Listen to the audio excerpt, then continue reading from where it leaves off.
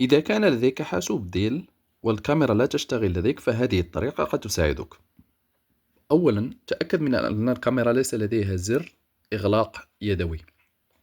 في هذه الحالة كما تلاحظون فهنا الكاميرا مغلقة، سأقوم بفتحها بهذا الشكل. بعد حواسيب ديل تأتي بهذا الزر، ما عليك إلا تحريكه يمينا أو يسارا، وفي بعض الحالات أعلى أو أسفل، وسيفتح الكاميرا وستشتغل. إذا لم تجد هذا الزر فما عليك إلا الضغط في زر الكيبورد. ستبحث هنا في أزرار الكيبورد وسوف تجد زر في الكيبورد يحتوي على لوغو الكاميرا، تضغط عليه وستشتغل معك الكاميرا.